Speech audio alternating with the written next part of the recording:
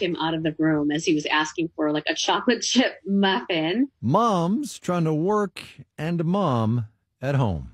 But first, let's do the numbers. Dow Industrial's down 179 today. That's points, about 0.5%. Ended at 30,996. The Nasdaq gained 12 points, less than 0.1%. Finished at 13,543. The S&P 500 off 11. 0.3%, 38 and 41. For the week, the Dow improved about 0.5%.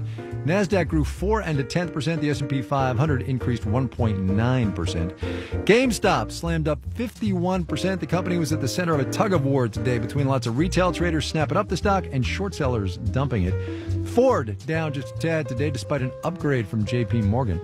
New study, by the way, from the market research firm J.D. Powers indicates most electric vehicle owners are happy with their choice. 82% of early adopters of the technology said they would consider buying another electric vehicle, but fewer said they would buy the same brand. You're listening to Marketplace. Marketplace is supported by Progressive Insurance, small business protection for more than vehicles, with insurance expertise to keep your company moving forward. More at progressivecommercial.com. And by Indigo Ag, whose carbon program is a growing community of businesses and farmers pioneering verified agricultural climate solutions, guided by science and technology for the betterment of people and planet. IndigoAg.com/carbon support.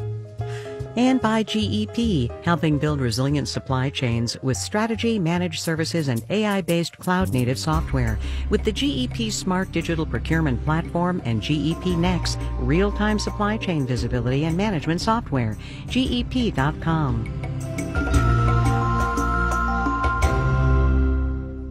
Support for WNYC comes from Concordia Conservatory, presenting Meant for More, a live-streamed concert featuring a cabaret with Broadway singer Sierra Boggess, chamber music, and more, this Saturday at 7 p.m. Info at concordiaconservatory.org. I'm Jacqueline Sincata, Program Director of WNYC. You may not be aware, but the largest source of WNYC's funding comes from you. Financial support from listeners ensures that the independent, thoughtful, and reliable reporting you expect continues every time you tune in. Listener support is WNYC's foundation, so please make a contribution today. Call 888-376-WNYC or go to WNYC.org and click on Donate. And thanks. You're listening to Marketplace on WNYC. In the 7 o'clock hour of All Things Considered, we'll hear from Dr. Anthony Fauci, Chief Medical Advisor to President Biden, about the administration's plan to fight the coronavirus as new variants threaten to make matters worse. That and more at 7. Stay tuned. This is Marketplace. I'm Kai Ryssdal. We mentioned executive actions and orders up at the top of the program and the idea of running this economy by using them.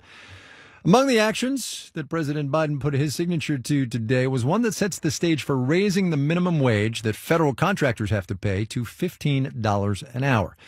Technically, what he did was ask the Office of Personnel Management to come up with recommendations for doing that. See also Kimberly Adams' story that just aired about 15 minutes ago, maybe 10, I don't know. But this is laying the groundwork, signaling is the economic term, for a bigger push to raise the federal minimum wage across the board, a wage that has, by the way, been stuck at $7.25 an hour since 2009. Marketplace's Sabri Ben-Achour reports. President Biden might be pragmatically starting with contractors, but he campaigned on raising the federal minimum wage for everybody. It's actually in his $1.9 trillion COVID relief proposal.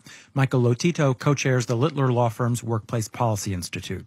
If it doesn't go through in COVID, I certainly think that we're going to see legislation within the first 100 days to raise the minimum wage. It's a fraught time to tackle minimum wage increases. On the one hand, it would take on long-standing inequities deepened by the pandemic, says Yana Rogers, director of Rutgers Center for Women and Work.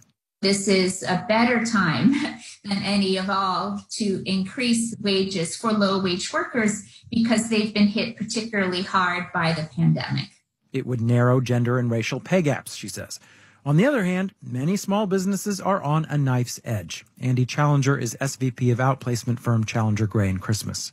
Pressure on wages is going to be a very difficult pill for many businesses to swallow at the moment. There are compromise options, having regional variations, exceptions for economic downturns, raising the minimum wage slowly. That's what Florida voters approved recently, phasing in a $15 minimum wage. An increase in minimum wage seems to be more popular than at any point I can recently remember amongst the population. 29 states have already passed minimum wages higher than the federal level. In New York, I'm Sabri Benishore for Marketplace. Come Monday, should you be looking to start your economic week, here's what you ought to do. Turn on your radio, start your stream, listen to David Brancaccio on the Marketplace Morning Report.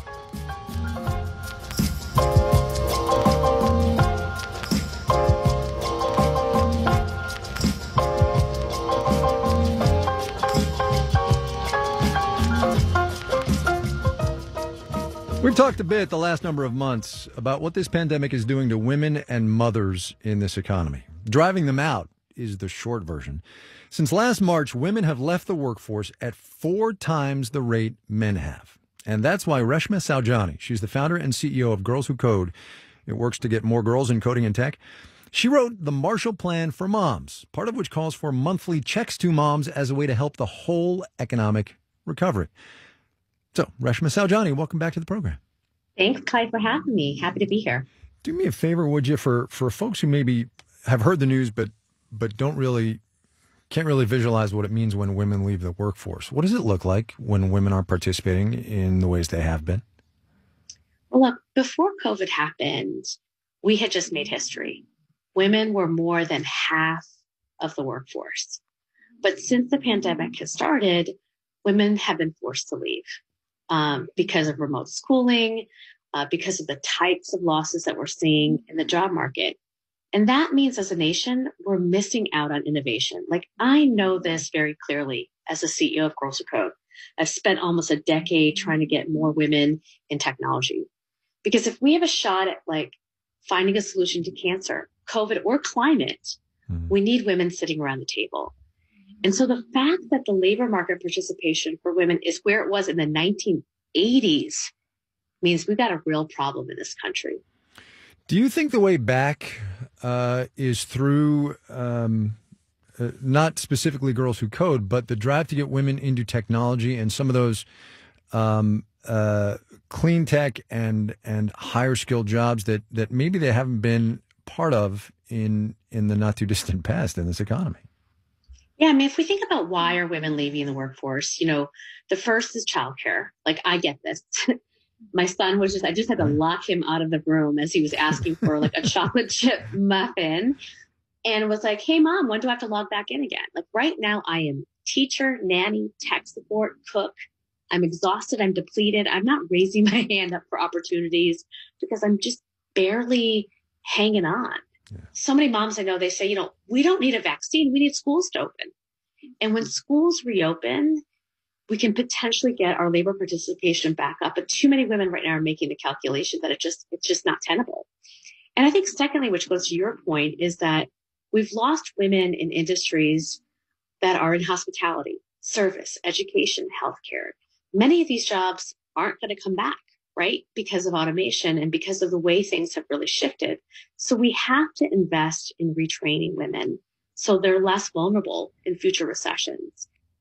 It's funny because so much of the way we have gotten through this pandemic so far, because it's not done yet, is by using these technological tools. And one would expect that there would be huge upside and thus huge demand, and that would let groups like yours and others sort of get into that pipeline. The pipeline that we've heard for so long is what's been holding women back in tech. Yeah, but it's interesting. Consumption of technology isn't the same as seeing yourself as a technology innovator or creator. And so, one of the things I do find interesting and an opportunity in this pandemic is, we've been able to reach far more girls virtually. So, we reached 6,000 girls this summer, half of which were under the poverty line, half of which were Black and Latinx, because we can build a program of synchronous and asynchronous learning where they can do it if they're an essential worker or they're taking care of a sibling. That is an opportunity to get coding in the hands of more children.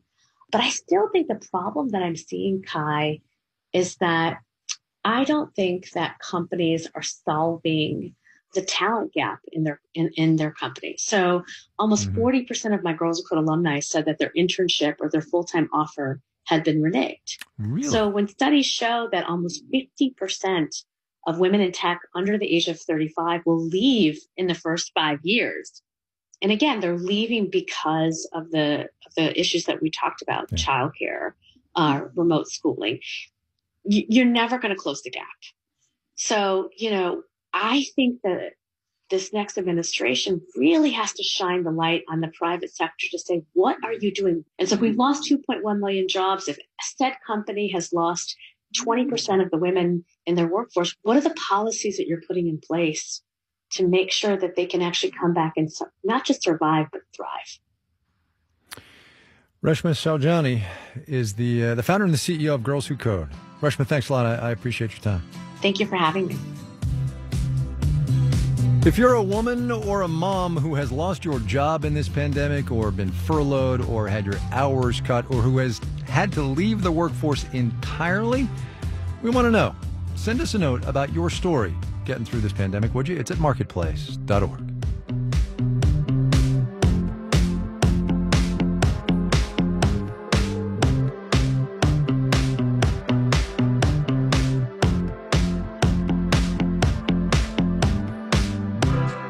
Marketplace is supported by Noom, a personalized program based in psychology to help people understand their motivations, change their habits, and lead healthier lives. Learn more at Noom, Noom.com. And by Parametric. With taxes a growing consideration, Parametric can help financial advisors create passive portfolios customized for tax efficiency. More at customtothecore.com. And by USB Technology, found in billions of devices. USB Implementers Forum reminds consumers that certified products display USB-IF logos. Get the whole story at enablingus.org. Treasury Secretary-designate Janet Yellen cleared the Senate Finance Committee 26-0 today. Look for final confirmation early next week, Monday, Tuesday-ish. That should give senators plenty of time to listen to the first rap single about a Treasury Secretary since the one about the first guy who had the job. Yes, we ran this yesterday. We just thought rapper and songwriter Dessa did such a good job on it. We wanted you and us, actually, to get to hear it again. Who's yelling now? Who's yelling now? Doves on the left, hawks on the right, crosstalk in the flock trying to fight mid-flight. But here comes yelling with that inside voice. Never mind the mild manner policies make noise. She's 5'0", but hands are God. She could pop a collar, she could rock a power bob. Bay Ridge represent, Brooklyn's in the cabinet. Damn, Janet, go and get it, 5th like a president. I heard she called the house in crisis. It only took a couple centuries. The first female secretary of the Treasury. Don't want no tax evasion, fortunes taken in the Treasury. Trying for higher wages for the nation, less disparity. Watch your step, there's busted glass. Janet broke another ceiling, you can bet your brass that the Lego guy is leaving less check to cash. Excuse me, Janet has a briefing and a flight to catch. And Janet, she's the first that's led the Council of Economic Advisors, treasuring the Fed. She needs a 3-sided coin that always comes up heads to put the triple crown down when she goes to bed. Call the decorators, new boss in the office. Vendors and the savers watch the confirmation process. We got to meet her, now let's let her settle in and lift up your mojitos, cause she manages the list. Who's yelling now? Who's yelling now? Who's yelling now?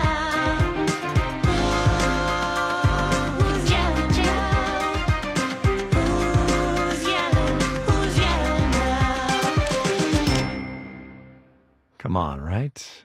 Lyrics on our website, marketplace.org. You can hear it again because you know you want to on our Twitter feed. It's at Marketplace. And with that, we got to go. Our theme music was composed by BJ Liederman. Marketplace's executive producer is Nancy Fragali. Nancy Cassett is the managing director of news. I'm Kai Risdall.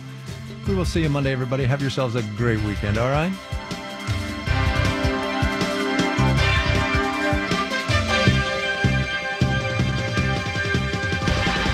This is APM. WNYC is